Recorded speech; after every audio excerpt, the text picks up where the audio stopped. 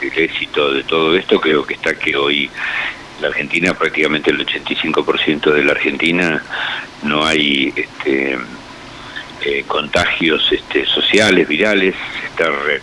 reacomodando la actividad social, económica, cultural de todo el país, y me parece que tenemos que hacer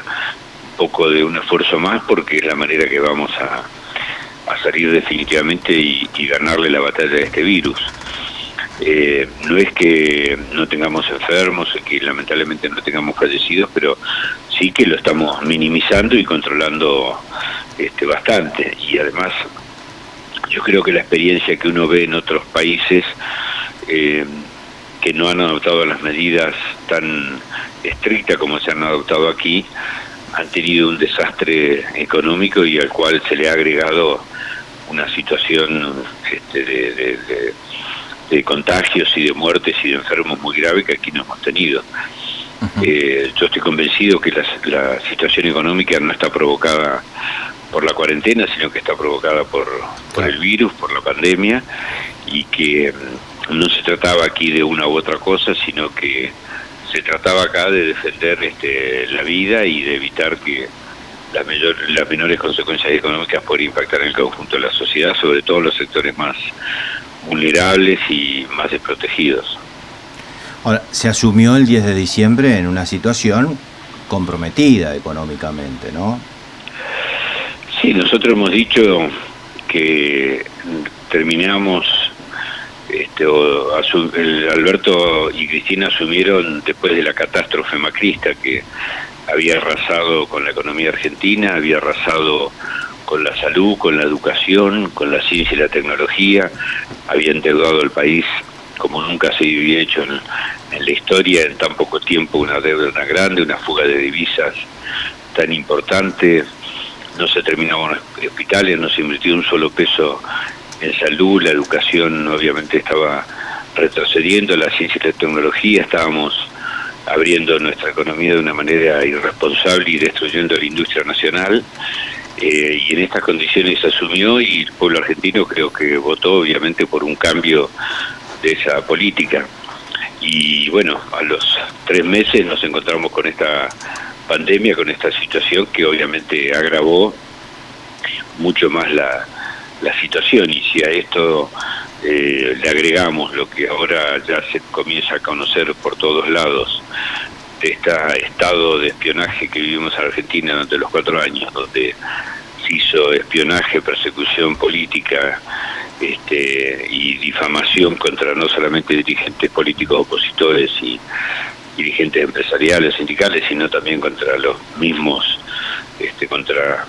propios, bueno, nos damos cuenta del país que vivimos estos 4 años y de la degradación que tuvimos desde el punto de vista institucional y político. Oscar, usted estuvo a cargo de la AFI. Así es. ¿Tan fácil resulta tomar la determinación de espiar a alguien o de espiar a un sector? Mire, no es fácil, se necesita dinero, mucho dinero, se necesita obviamente tener gente, tener infraestructuras, tener elementos, tener tecnología, para hacerlo. Nosotros durante el año que estuvimos al frente de la AFI no tuvimos un solo caso que nos hayan denunciado de un espionaje o una persecución o un control ideológico político sobre nadie, ni sobre propios ni sobre extraños. Y comenzamos una tarea en la AFI que fue poner la inteligencia argentina al servicio de lo que verdaderamente debe ser la inteligencia de un país,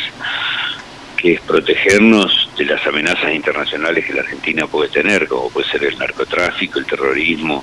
trata de personas, delitos económicos. Establecimos una inteligencia por programa para evitar precisamente esto, ¿no? Que se hiciera inteligencia sobre cualquier tema. Comenzamos a transparentar los fondos reservados, comenzamos a seleccionar la gente a través de las universidades, hicimos una depuración muy grande de los agentes de inteligencia que venían desde la época de los militares, y todo esto lo borró por un decreto Macri el 24 de diciembre del 2015. Primero eliminó los fondos reservados, duplicó en dólares los fondos reservados y eliminó la característica de no reservado y pasaron todos a ser fondos reservados con manejo discrecional de Rivas y Magdalani. Eliminó todas estas reformas que nosotros habíamos hecho de inteligencia y despidió más de 400 personas, o licenció, y comenzó a contratar retirados de la policía, de los servicios de inteligencia, del ejército, y comenzó a montar esto que empezó con nosotros, el espionaje, primero con las escuchas telefónicas, después con el seguimiento que nos hicieron, y obviamente también con las pistolas de mail, y después siguió con muchos más, ¿no? Con jueces, con fiscales, con empresarios, con sindicalistas. Hay que recordar lo que hicieron con el juez que tenía una causa con Moyano. Le mandaron 2 empleados de la AFI a apretarlo para que metiera preso a Hugo Pablo Moyano. Lo que hicieron con los jueces, los pedidos de juicios políticos, las extorsiones. El otro día denunció una jueza de casación, Ana María Figueroa, el caso donde Maíquez, el representante de Macri en el Consejo de la Magistratura, que ahora está funcionario de Larreta, le fue a pedir por la causa del memorándum de Irán que tenía que condenar a Cristina. Como ella no hizo lo que ellos querían, les pusieron 3 pedidos de juicio político, la difamaban en los medios con notas periodísticas que aparecían en Clarín y La Nación, diciendo que era una jueza kirchnerista, que Macri no la quería y que se tenía que ir. Bueno, todo este mecanismo perverso, violento, hoy está surgiendo a la luz, lamentablemente, además de todas las graves consecuencias económicas que nos dejaron. Oscar, ¿qué tal? Santiago te saluda, buen día. ¿Qué tal? Buen día, Santiago. Bueno, esta intención que, según difundieron varios medios, tiene Cristina Kirchner de sacar la posibilidad de las escuchas o la potestad de las escuchas a la Corte Suprema, ¿en qué mejoraría, digamos, ¿no? Todo esto que tiene que ver con los servicios? Nosotros, otra de las acciones que hicimos cuando llegamos fue sacar la oficina de escucha telefónica del organismo de inteligencia. Y se lo transferimos a la Procuración, porque además se había sancionado un nuevo Código Procesal Penal con amplia mayoría, incluso con participación de especialistas en derecho del PRO, de la UCR, que cambiaba el sistema penal argentino, dándole muchas mayores facultades a los fiscales para la investigación de los delitos. De un sistema inquisitorio donde el juez es el que investiga, pasábamos a un sistema donde hay un fiscal que investiga, hay un defensor que defiende y hay un juez que decide. En ese marco, nosotros nos pareció conveniente que la oficina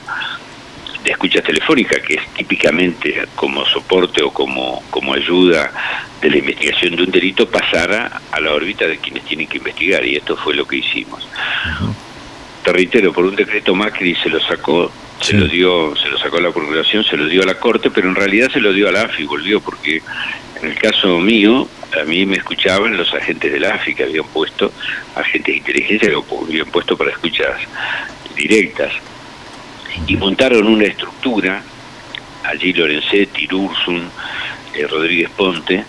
que incluso fue denunciada, fíjate vos, por Elisa Carrió. Elisa Carrió denunció en el año, le pidió un juicio político a Lorenzetti. Obviamente Elisa Carrió no se la puede acusar de kirchnerista, porque manifestó que Lorenzetti y Ursun estaban construyendo allí en la oficina de escuchas telefónicas un aparato de inteligencia paralelo al que tenía la AFI. Es decir, que utilizaron esta herramienta que es para combatir el delito como una estructura también de poder interno dentro del gobierno. Por eso nosotros creemos que la Corte no puede seguir teniendo más las oficinas. Yo los denuncié penalmente cuando hicieron las filtraciones de las escuchas telefónicas a Lorenzetti y Ursun. Obviamente esa denuncia durmió el sueño de los justos, y nosotros creemos que debe pasar a la Procuración, aunque esté un procurador interino como Casal, primero para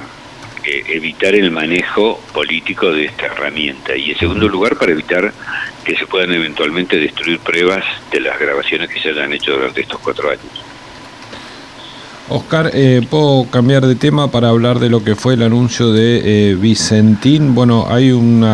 algunos sectores, básicamente de la oposición, incluso la sociedad rural, una movilización, una manifestación ciudadana allí también en Santa Fe, en la localidad de Avellaneda, donde tiene sede justamente la empresa Vicentín. Bueno, ¿cómo reciben ustedes estas críticas, ¿no?, con respecto al anuncio del presidente Fernández? No, bueno, era esperable, obviamente. Aquellos que alentaron la fuga de capitales, aquellos que le dieron plata a Vicentín, un crédito de $350 millones para que no lo pague, que permitieron la concentración del manejo de los cereales y de la exportación en pocas manos, que bajaron las retenciones, que favorecieron únicamente al sector más concentrado de la economía, que salga a defenderlo, es obvio, no es sorprendente de que ellos salgan a defender los intereses que siempre defendieron y igual forman parte, y que van en contra de los intereses de la mayoría del pueblo argentino, que tiene que ver con el precio de los alimentos, que tiene que ver con la posibilidad del acceso de todos los argentinos a los recursos y a las riquezas que la Argentina genera. Vos fijate, el sector agroexportador genera mucha riqueza en la Argentina por las condiciones climáticas de la Argentina, por la tierra argentina, por el trabajo de los trabajadores argentinos, por la inversión de muchos empresarios también aquí en la Argentina, y después toda esa riqueza se la llevan afuera. Se la llevan afuera a resguardo, muchas veces no pagando los impuestos, y aún así que fueran tributando los impuestos que corresponde, es una riqueza que se está llevando a otros países, a otros bancos, a otros lugares, donde a veces ni siquiera le da rentabilidad, porque hoy la rentabilidad en el mundo es una rentabilidad casi nula, del 1%, pero simplemente para sacarla del circuito económico de la Argentina, lo que nos causa grave problema. De manera que yo creo que la medida que tomó Alberto Fernández es correcta, primero porque está protegiendo la fuente de trabajo, está protegiendo una empresa integrada muy importante en el rubro de los cereales, y luego también porque le va a permitir al Estado argentino tener una empresa que se maneje como empresa testigo en ese área. Muchos criticaron la estatización de YPF, pero obviamente hoy hablamos mucho de vaca muerta y de las posibilidades que tenemos, porque YPF es mayoría estatal, y además la decisión que tomó Alberto Fernández de que YPF Agro se haga cargo precisamente del Vicentín a través de un fideicomiso, da la muestra de lo que queremos hacer nosotros: una gestión ordenada, una gestión eficiente, una gestión empresarial, pero resguardando los intereses económicos de los argentinos. No queremos hacer una empresa estatal sin límites, sin controles,